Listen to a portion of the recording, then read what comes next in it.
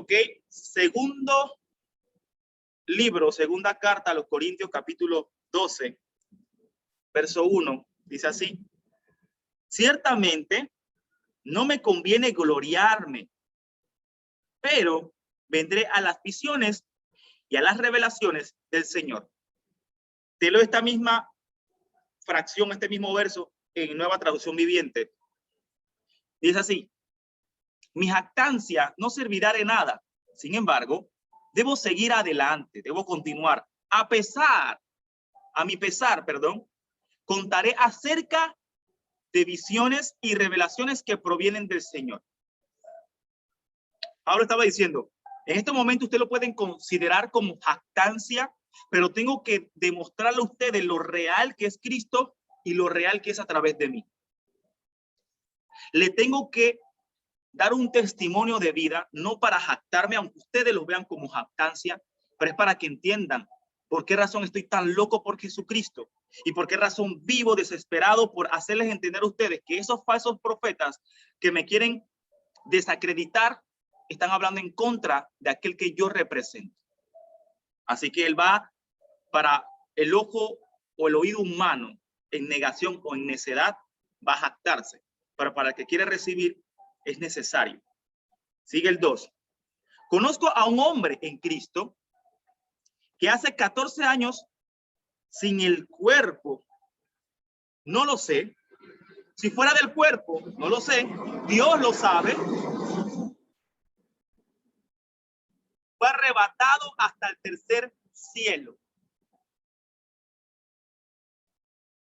Y conozco a tal hombre sin en el cuerpo o fuera del cuerpo, no lo sé. Dios lo sabe. Qué confuso, ¿no? Aquí Pablo se refería a él mismo. Ya tenía 14 años de haberse encontrado verdaderamente con Jesucristo. Y es importante que usted tenga en consideración la palabra revelación, porque vamos a hablar cosas fuertes ahorita. Vamos a hablar un poquito del tercer cielo, del paraíso, bien superficial, porque son mis investigaciones. Yo creo fervientemente que el Espíritu Santo me guía, pero también le animo a usted a que haga sus investigaciones a través de la dirección del Espíritu Santo, que apunte todo y todo lo base en la palabra del Señor, ¿sí? Entonces, importante. Pablo decía, conozco un hombre en Cristo, significa que él está hablando de él mismo. Estaba tratando de cuidar su hablar para no caer en ego, ni que las personas lo vieran como, ay, el egocéntrico. Como que yo subí al tercer cielo. No, él quiso hablar en tercera persona para evitar tanta jactancia, para cuidar la conciencia de los débiles, viendo que estos falsos maestros vivían en egocentrismo. Entonces, cuando él habla o él explicaba que no sabía si era dentro de su cuerpo a través de un sueño o fuera de su cuerpo, solamente Dios lo sabe. Él sabe que vivió, pero era difícil comprender. Es como cuando usted da un testimonio de vida. Por ejemplo, hace un tiempo yo estoy estudiando una licenciatura en teología y uno de los rabí decía, pues, ¿qué ustedes piensan de estas personas que tienen una visión y van al cielo y van al infierno? Porque la palabra nos enseña que aquel que entra al infierno no sale. Y empezamos entonces a discutir todos estos teólogos en proceso, y cada uno expuso y dio sus puntos de vista. Y entre los puntos que más peso tuvo en esa discusión era de que esas visiones posiblemente no sean bíblicas o no sean verdaderas. Pero hay que entender algo. Como dice buen panameño, el que no la vive no la entiende. ¿Sí? Yo era de la postura que defendía que pues era necesario el testimonio. Y que si Dios estaba permitiendo tantas personas que tuvieran este testimonio de esta experiencia como visión o el alma física en el lugar, era necesario para advertir. Porque el Señor dijo, te enseñaré cosas grandes y ocultas que tú no conoces. Y pues muchos se basaban en que lo grande y oculto era Cristo, amén. Pero esto va a continuar siendo. Entonces, ¿qué te quiero contar con esto? Van a haber posturas que dirán, eso no es correcto, eso no es verdad, porque no están listos para recibir. Otras posturas que van a decir, mira, yo tengo la experiencia y yo lo viví, y nadie me quita esta experiencia, yo sé que esto es real y que Dios me lo permitió vivir.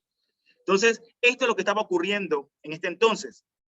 Para Pablo era difícil decir, yo fui al tercer cielo, porque es más, hasta tenían en duda muchas personas la postura de que Jesús era el Mesías, el ungido, el escogido a salvación. Entonces, él estaba teniendo mucho cuidado en dar estas revelaciones fuertes para aquellas personas. Ahora honramos a Pablo.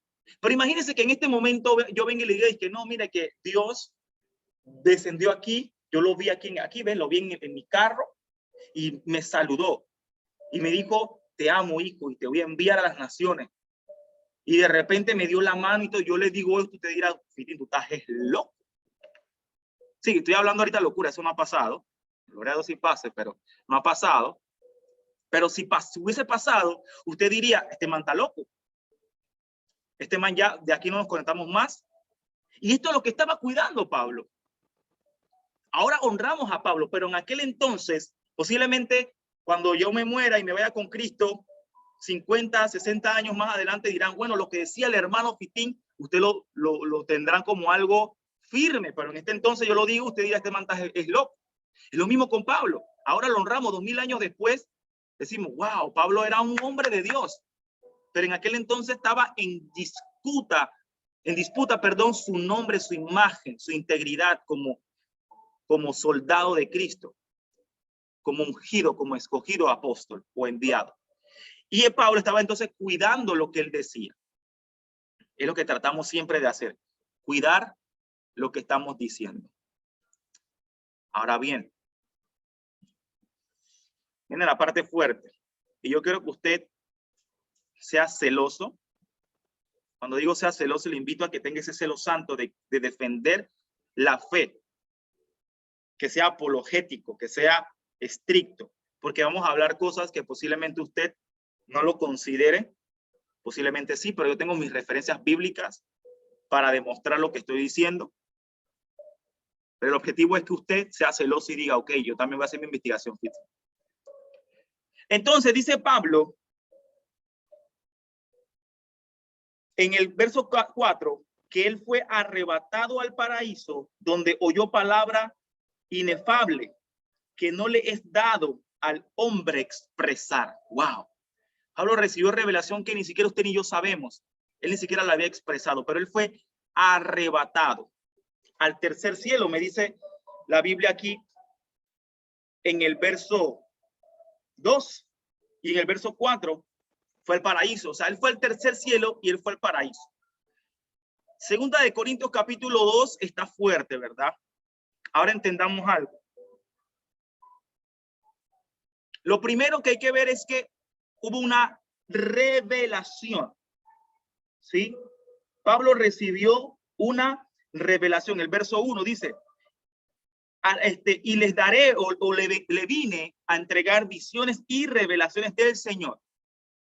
De aquí entonces tenemos que entender que cuando recibimos una revelación estamos recibiendo información de algo que existirá en el futuro o algo que ya existe pero aún no ha sido manifiesto, ¿sí? Partiendo de ahí, recibiendo la palabra revelación, es que Pablo experimentó algo que aún no ha sido revelado en la tierra, pero que estaba siendo preparado para un posible futuro. Y ahí vamos comprendiendo. ¿Por qué le digo todo esto? Porque usted dirá, desde que dice tercer cielo, usted se imagina ángeles en el cielo allá arriba, y usted posiblemente dirá, es que mi mamá se fue de la tierra y está allá arriba, pero usted no sabe que en realidad está allá abajo, pero no es un lugar malo. Entonces, todas estas cosas tenemos que ir comprendiéndolas y no leerlas a la primera y a la ligera. ¿Sí? Si entendemos que él utiliza la palabra revelación, algo que va a manifestarse, algo que está por venir, algo que se va a entregar a la humanidad o que se le va a entregar a los que heredarán la salvación. Bien, ahora iniciemos con la palabra tercer cielo, con esta frase tercer cielo. Entonces, en la Biblia normalmente, cuando un hombre de Dios recibe una revelación del cielo, generalmente ¿sabe qué hace? La enfatiza más de una vez. La enfatiza 2 y 3 veces. ¿Por qué razón el hombre tiene que enfatizar 3 veces una revelación del cielo? Porque, miren, estoy fuerte, Dios mío, Padre, ayúdame. Cuando no hay algo revelado aquí en la tierra, usted no tiene con qué compararlo, porque si usted lo ve en el cielo, es por primera vez. Les digo algo que con mucho temor, quiero que nos vamos a pasar hoy de tiempo, así que prepárese. Con mucho temor y temblor se lo digo. Yo estuve conversando con mi hermana pues sigue a Cristo ahora.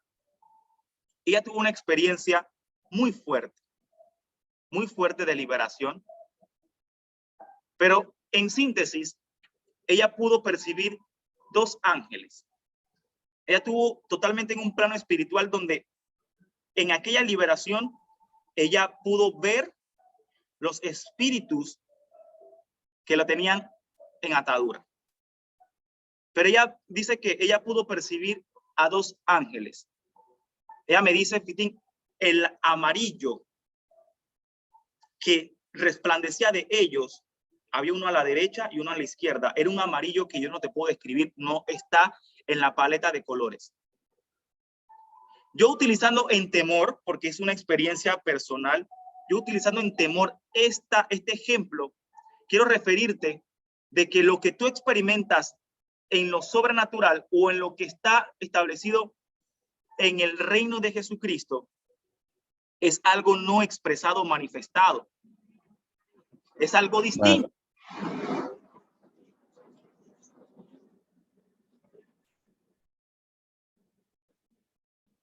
Cuando se revela la palabra que estaremos en mares de cristal y en calles de oro, no se refiere que la calle es genuinamente del material o del mineral oro, sino que el color que tenía estas calles era un color que no tenía referencia terrenal. Y el brillo del mar que se podía percibir en esta región no tenía una comparativa a lo terrenal. Por ende, había que buscar la manera de compararlo. Posiblemente, mi hermana, ese color amarillo era similar al oro refinado, pero jamás podría tener una comparación de algo aquí en la tierra genuinamente o per se, porque lo que está allá arriba es puro. Entonces, por esa razón es que cuando se refiere a lo del cielo, lo que han podido percibir en la Biblia, han tratado de describirlo 3 veces más intenso. Padre, ayúdame, Señor, ayúdame. Lo han podido describir 3 veces más intenso que lo que está reflejado aquí en la tierra. Y quiero mostrarte Isaías capítulo 6, verso 3 dice, y con voz fuerte se decían unos a otros, santo, santo, santo, es Jehová de los ejércitos. Toda la tierra está llena de su gloria. Recuerde que Isaías escribe esta revelación en hebreo. Y en hebreo él lo llama Kadosh. Y Kadosh, ejemplificado, traducido al español, es 3 veces santo, porque no hay una palabra que pueda describir lo santo y lo puro de lo que estos ángeles expresaban. Entonces, la persona que traduce la Biblia al español identifica la palabra Kadosh como 3 veces santo. Y créanme que los ángeles no decían Kadosh, Kadosh, Kadosh, Kadosh y se callaban. No, es que la misma expresión era tan santa y tan pura que no había algo que describiera esta expresión. Y por esa razón al español lo vemos como 3 veces santo, como santo, pero más santo que el primer santo, pero más santo que o sea, era 3 veces puramente santo. ¿Sí? En Mateos, en Ezequiel, perdón, capítulo 21, verso 27, dice, una ruina, van 2 veces expresado, La dejaré hecha una ruina. 3 veces expresado. Y no será de nadie hasta que venga él, que tiene el derecho legal. A él se la daré. Cuando proviene de Dios, la ruina no es una ruina que el mundo provoque.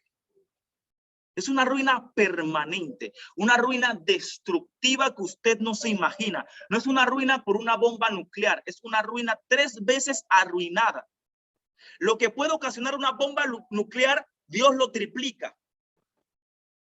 Entonces, la referencia que te quiero entregar es que todo lo puro, todo lo santo, todo lo que proviene de Dios, no tiene comparativa terrenal. Por esa razón, lo triplican, lo aumentan. Apocalipsis capítulo 4, verso 8, la revelación que recibe el llamado discípulo amado, dice, cada uno de los 4 seres vivientes tenían 6 alas que estaban llenas de ojos por fuera y por dentro. Y constantemente, día y noche, decían, santo, santo, santo es Jehová. Dios es el todopoderoso que era, que es y que viene. Recuerde que él entonces lo traduce al griego. ¿Qué te quiero expresar con todo esto? Que cuando hablamos a primera instancia de tercer cielo, tenemos que hacer un stop. Porque era una revelación de un sitio que no tenía una comparativa terrenal. Entonces ¿qué quiero llevarte a entender? Que no te vayas directo a lo que el hombre te ha enseñado, a lo que en la iglesia te han enseñado, a lo que las películas te han enseñado. ¿Sí?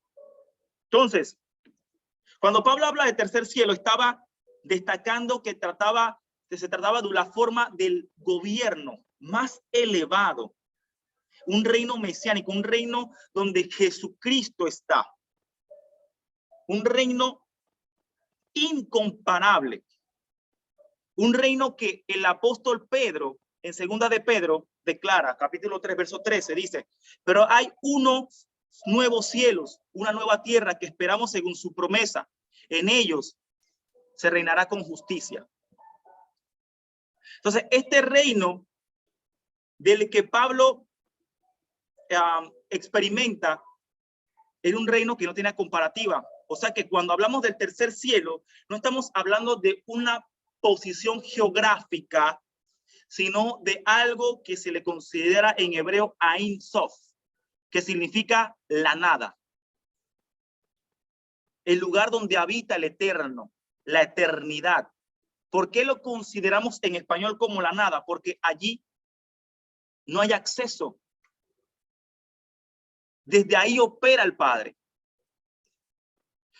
¿Por qué quiero darte estas aclaraciones? Quiero darte curiosidad, despertar tu curiosidad, para que no sigas con esa mentalidad, no sigamos con esta mentalidad de que el tercer cielo, como aquellos hombres y mujeres de la Torre de Babel, que humanamente quisieron destronar a Dios y utilizaron sus fuerzas humanas o doctrinas humanas para llegar.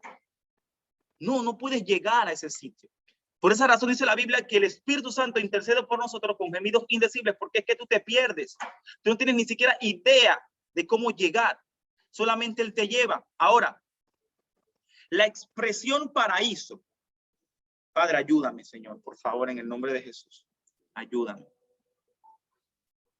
La palabra paraíso también puede significar varias cosas. Primero, el lugar original donde el hombre fue colocado, en el huerto, en el jardín del Edén. ¿Qué otra cosa puede significar? Puede referirse a un ambiente espiritual de paz, ¿sí? Simplemente Pablo fue desprendido. Por eso Pablo decía, yo no sé si fue que me desprendieron mi alma, la sacaron de mi cuerpo o solamente recibí una visión. No sé si es que mi cuerpo mismo fue elevado, no sé, pero Dios lo sabe. Pero lo que sí te digo es que yo estaba en un lugar de paz. Posiblemente se refería a que él vio árboles posibles, porque no lo dice. Pero él estaba en un lugar donde tenía una paz incalculable, tan grande que él consideró, esto es el paraíso. Jesucristo no le dijo, estás en el paraíso. Él lo estaba considerando por lo que él estaba experimentando para poder explicarlo.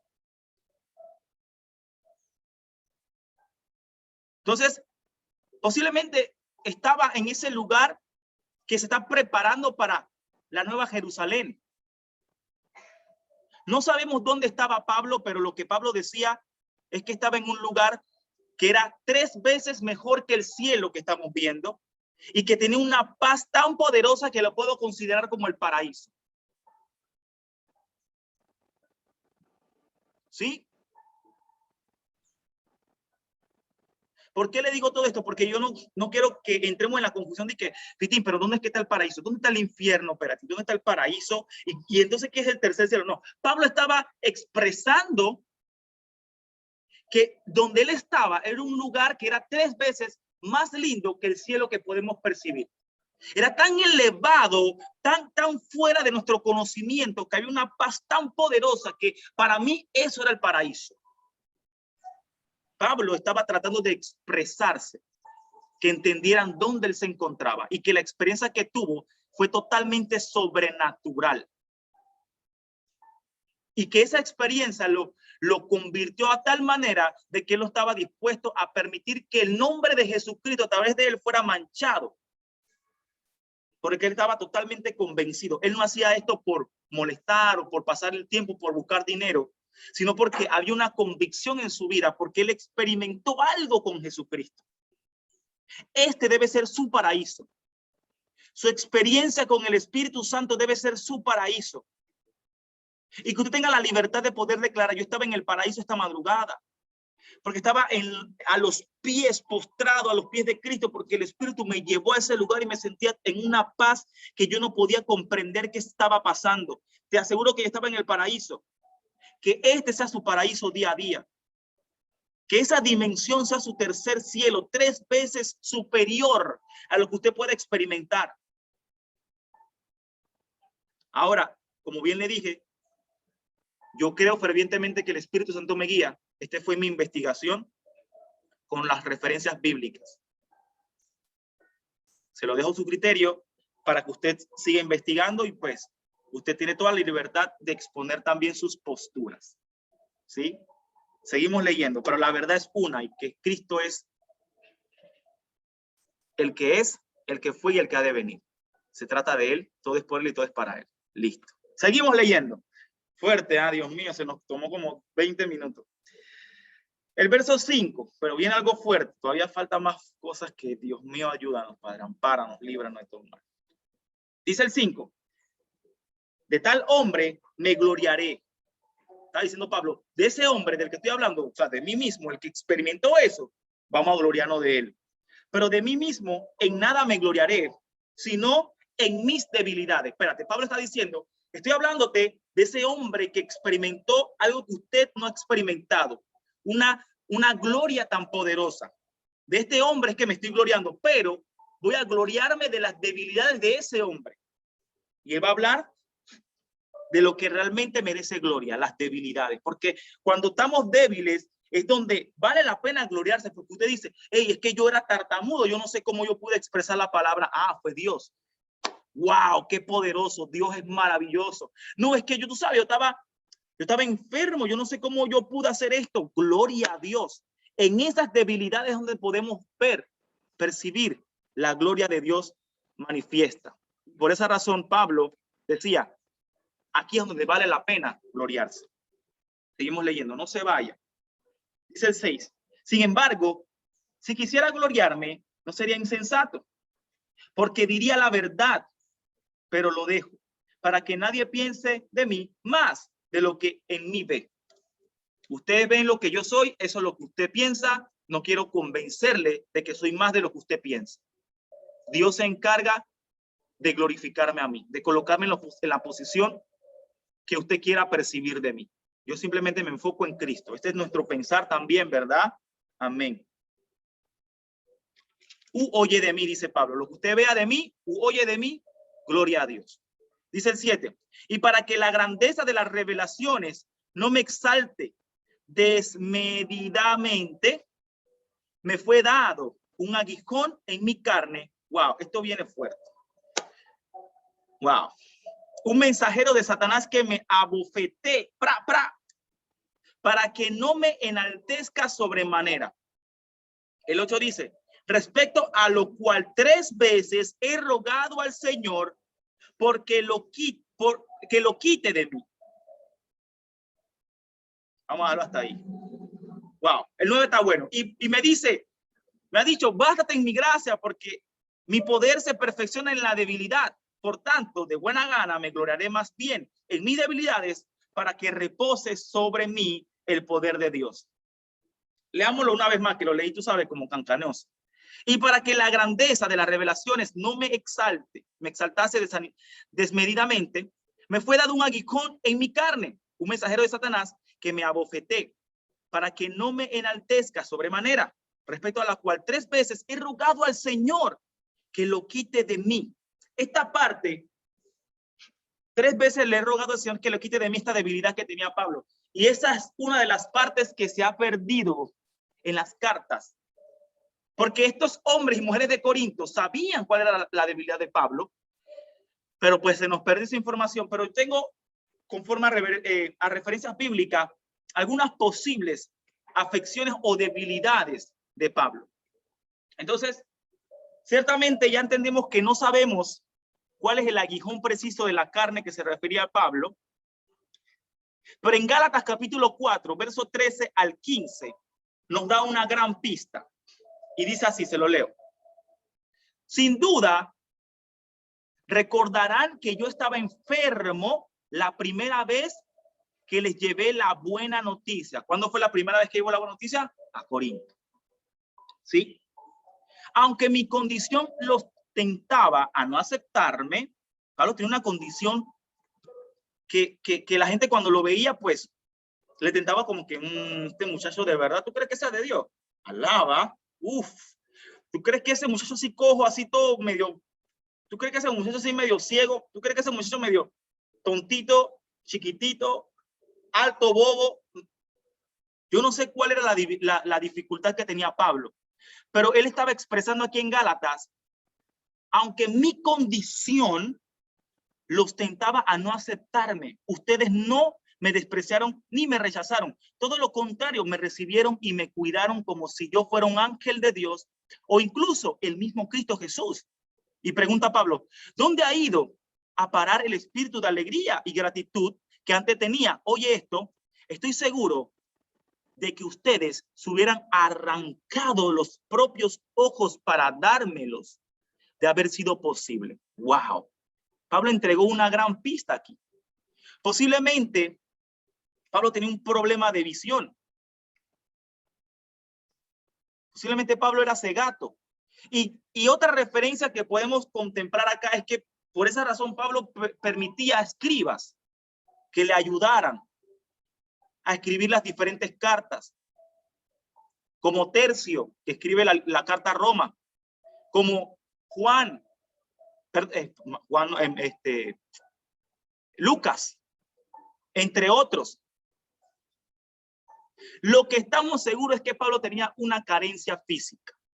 Era algo crónico que lo debilitaba y que se iba desvaluando cada vez más. Posiblemente era el obstáculo de la visibilidad. Pero lo que sí es cierto es que esta dificultad que mostraba Pablo no impidió que él llevara el ministerio que llevó. Y Pablo le pidió 3 veces, Señor, sáname la vista porque es que no veo bien y quiero hacer tu ministerio como es. Padre, sáname la cojera, la cadera. ¿Cómo tú me utilizas en tanta sanidad y en tantos prodigios? Alaba, Dios mío, Padre amado. Gracias, Señor. ¿Cómo tú me utilizas tanto, Padre? Pero ¿por qué no me sanas a mí? Pero Dios se negó en hacerlo. ¿Por qué razón? Pablo era una persona, ay Padre, Dios va a hablar. Pablo era una persona autosuficiente. Entonces, este aguijón de la carne que tenía Pablo, que le daba dificultades a él, lo mantuvo humillado, Padre amado. Le mantuvo recordándole, tienes una necesidad de mí. Mantente en contacto conmigo, Pablo.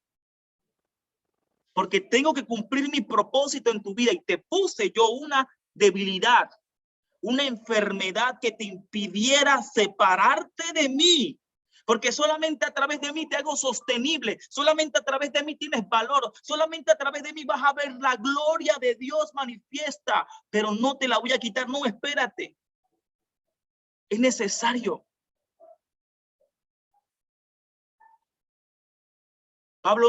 Dios no le quitó a Pablo la aflicción física. Pero sí le demostró lo que le prometió. Ver su poder manifiesto en él. El hecho de que el poder de Dios se muestra en la gente débil debería darnos valor a nosotros mismos. Es decir, ¿sabes qué? Yo no necesito lo que yo quiero, necesito lo que Él quiere para mí. Amén. Pablo tenía una carencia crónica, algo que se estaba empeorando con los años. Pero qué poderoso que dice la Biblia que con un pañuelo que él dejó en una región, en el libro de los Hechos lo leímos, con ese pañuelo que él dejó en una región, la gente se lo colocaba y era sana. Pero de donde emitía el poder, que era dentro del cuerpo de Pablo, no le daba la capacidad de sanarlo a él mismo. Y esto que Pablo le pidió 3 veces, o sea, él se resignó, él decía, Señor, pero sáname. Y Dios le dijo, no. Wow, no puedo aceptar un no como respuesta. Dios, sáname, por favor. Que no. Papá, pero si te estoy sirviendo, por favor, hazlo. Espérate, me estás sirviendo para sanarte. Santo, aló.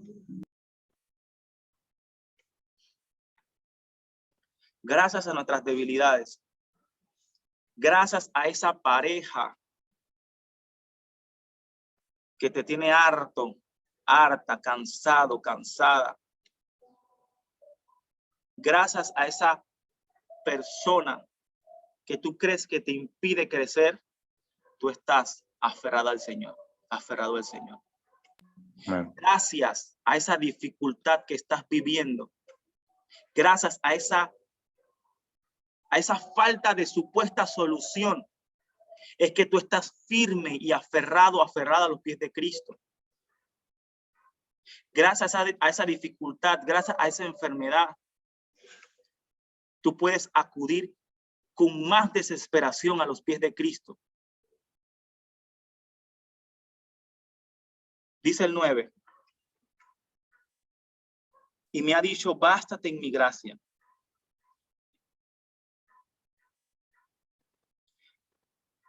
Antes de llorar por nuestras debilidades, tenemos que pensarlo al contrario. Gracias a esa debilidad estamos fuertes en el Señor. No dependemos de nuestros talentos, de nuestro esfuerzo, de nuestra capacidad. Wow. Gracias a esa falta económica, tú puedes percibir los milagros y el sustento de Dios diario. Porque si hubiese abundancia económica, tú no dependieras de una oración. Santo. Si hubiese abundancia económica, tú no doblegaras tu rodilla para pedirle el alimento del día siguiente, para pedirle la ayuda para los gastos del hogar. Pero gracias a esa dificultad que estás pasando, estás hoy buscando dirección de Dios. Entonces no busquemos a Dios por un beneficio. Y tampoco esperemos en el Señor que haga lo que usted quiere que haga, porque de que lo puede hacer, lo puede hacer. Pero si lo hace, gloria a Dios, te amo, Señor. Y si no lo hace, gloria a Dios, te amo, Señor. Con el mismo sentir, de la misma manera.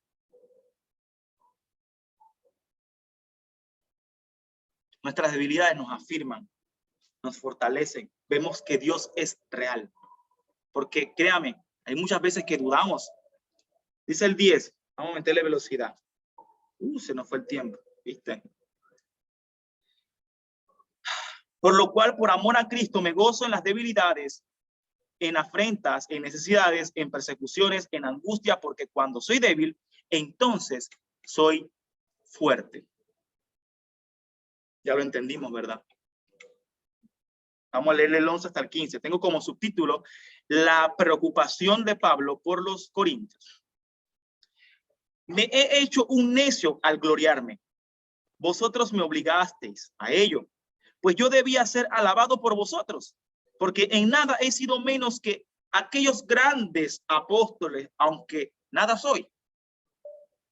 Con todo, las señales de apóstol han sido hechas entre vosotros en toda paciencia, por señales, prodigios y milagros.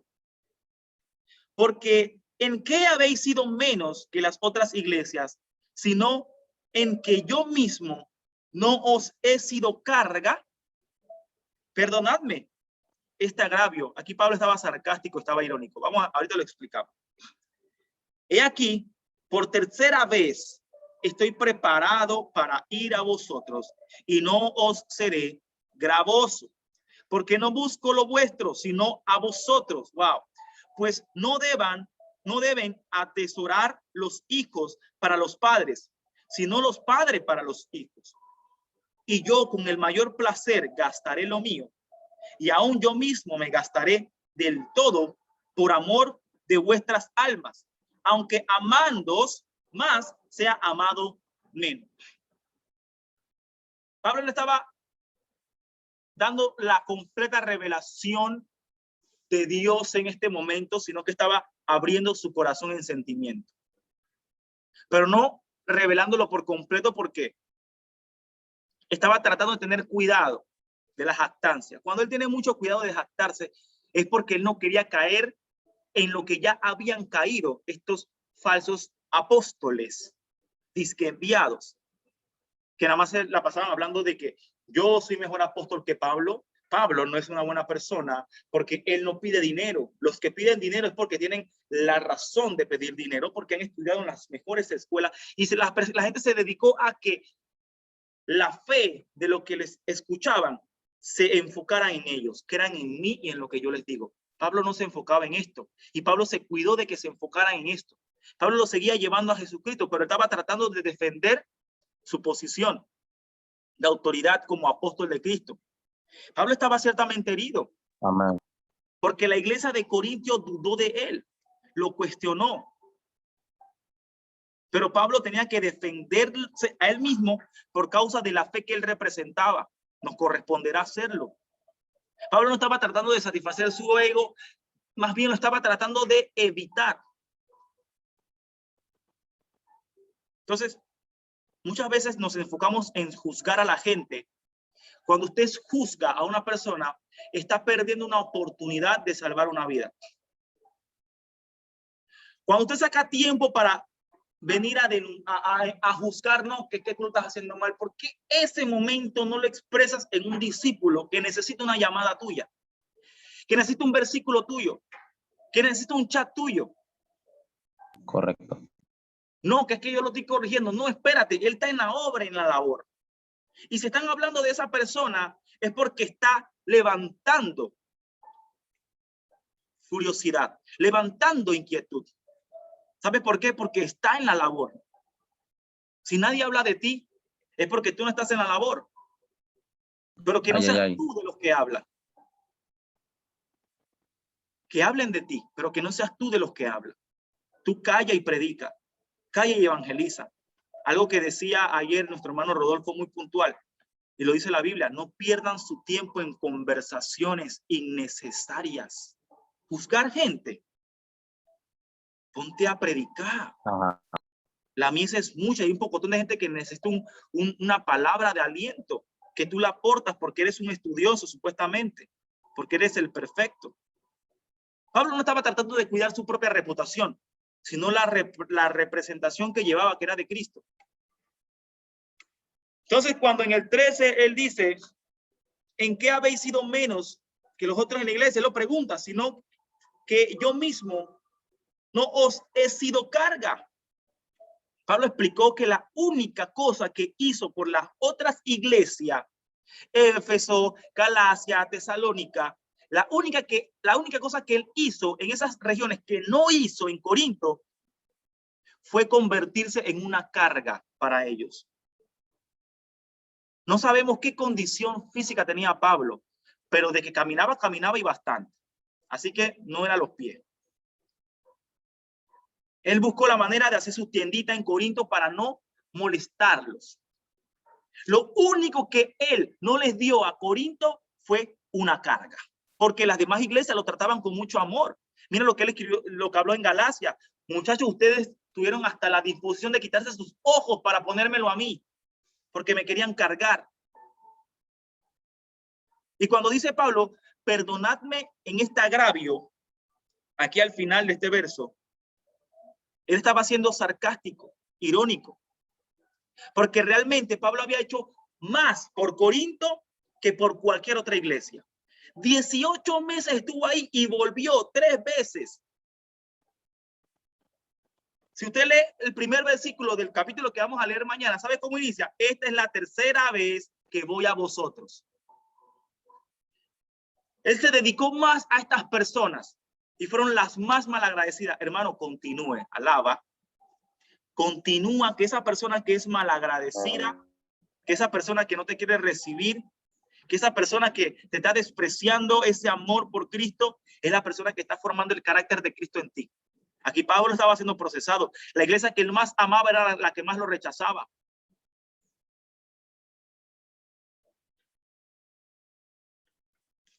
Pablo fundó la iglesia en Corinto. Así que él estaba ciertamente dolido por amor. Seguimos leyendo. Dice el 16. Pero admitiendo esto, que yo no os he sido carga, sino que como soy astuto, os prendí por engaño. Estaba siendo sarcástico, esto lo vamos a entender. ¿Acaso os he engañado por alguno de los que he enviado a vosotros?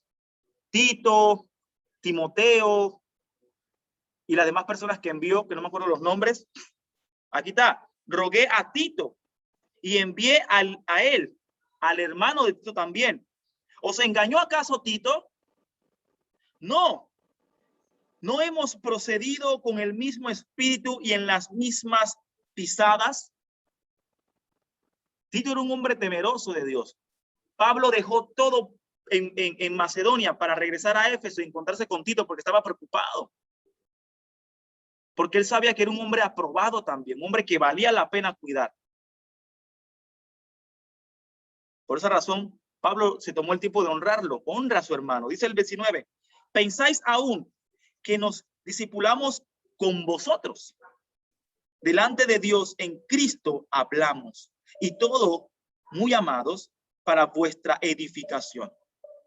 Aunque Pablo no les pidió nada a los cristianos en Corintio, algunos estaban cerrados y pensaban que es que no, Pablo no era tan habilidoso como nuestros sacerdotes o las personas que habían venido ahora.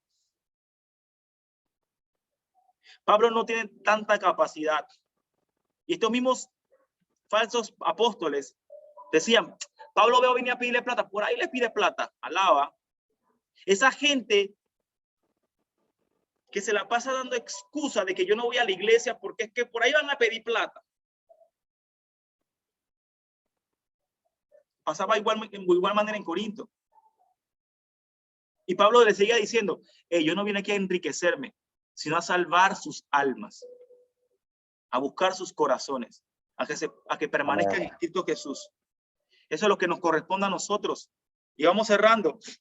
El 20 y 21 dice, pues me temo que cuando llegue no os halle tales como quiero, y yo sea hallado de vosotros, cual no queréis. Que haya entre vosotros contienda, envidia, iras, divisiones, maledicencias, murmuraciones, soberbias, desórdenes.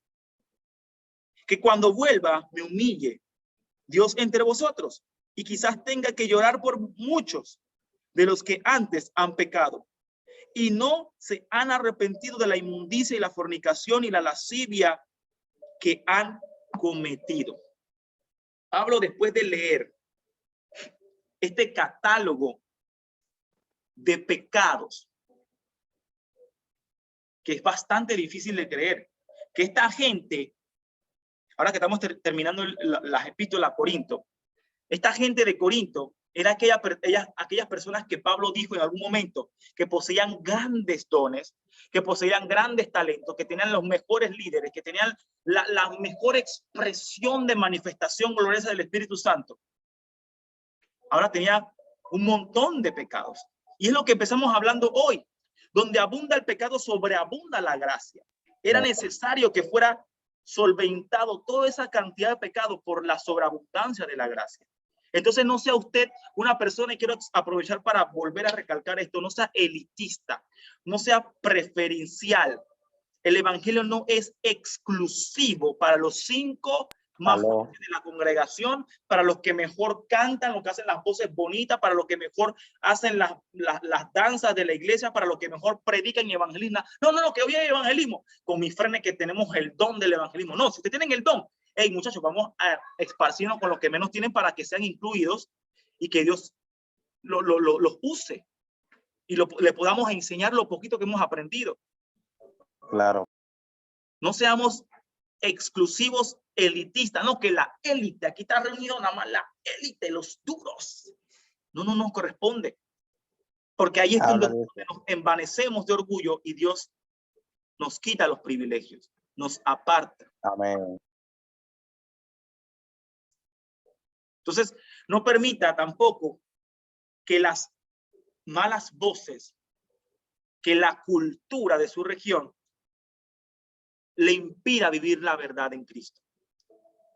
Porque lo correcto es apartarse de la murmuración, de la lascivia, de la fornicación. Y estas personas en la región de Corinto habían vuelto a caer en lo mismo por estar escuchando las voces que no le correspondía escuchar. Pablo venía inquietado porque es que sus almas se están perdiendo por estar escuchando a estas personas que le están diciendo, oye, pero ustedes pueden ir a rendirle culto a la diosa Ana, a la diosa Afrodita, y vayan y tengan relaciones sexuales desenfrenadas. No se preocupen, sean libres. La vida es una y hay que disfrutarla. ¿Les suena familiar esto? No se refiere a esto. Pablo tenía la carga de que ahora que habían sido salvos, purificados, una iglesia sin mancha, una novia renovada, van a volver atrás después de haber sido liberados de la esclavitud del pecado por escuchar las falsas voces. Este espíritu del anticristo se iba a levantar.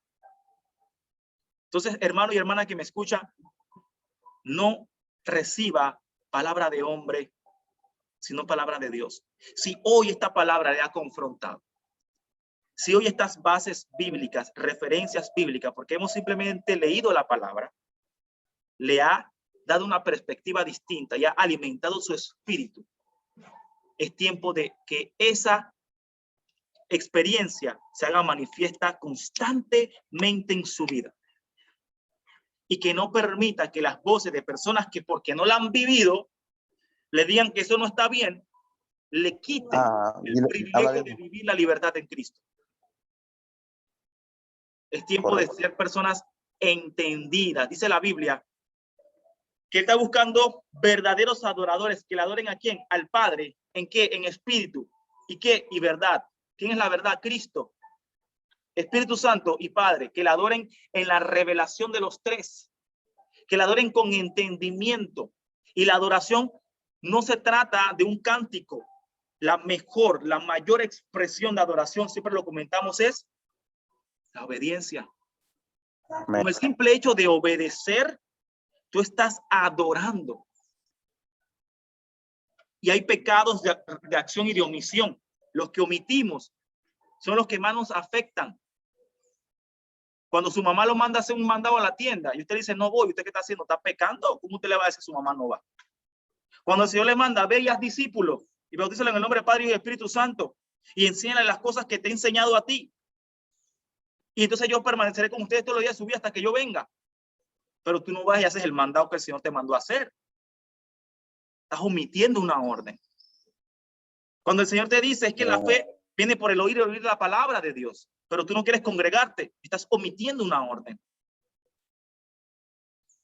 Entonces es tiempo de vivir una genuina obediencia, una real adoración, entendidos en lo que hacemos.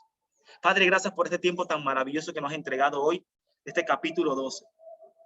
Te pedimos, Espíritu Santo, que el entendimiento de este tercer cielo, de este paraíso, lo podamos ahora intencionar día a día en nuestro tiempo de intimidad. Queremos vivir ese paraíso, esa región de paz, donde solamente tú nos transportas, Espíritu Santo. Queremos, Padre amado, provocar tu presencia en nuestra casa, en nuestras vidas constantemente y vivir la eternidad. Dice tu palabra que la eternidad es que te conozcamos. Jehová, queremos vivir esa eternidad aquí mismo, conociéndote constantemente. Padre, también que ese aguijón que nos has colocado, posiblemente un trabajo, posiblemente un negocio, posiblemente la congregación, una enfermedad, el esposo, la esposa, un familiar, que lo aprendamos a superar en ti. Que aprendamos, Señor, a entender que a través de esto nuestro carácter está siendo formado y que nos esforcemos para que se mantenga todo ordenado. Padre, ordena nuestras vidas, Señor. Y que esta palabra que nos has entregado se haga una carta leída, se haga vida en nosotros para que otros lo puedan tomar como ejemplo y que seamos referentes en estos tiempos. En el nombre de Jesús, sellamos esta palabra. Amén y amén. Familia, hemos terminado. Quiero escucharle, quiero aprender, quiero recibir estos comentarios buenísimos que se vienen.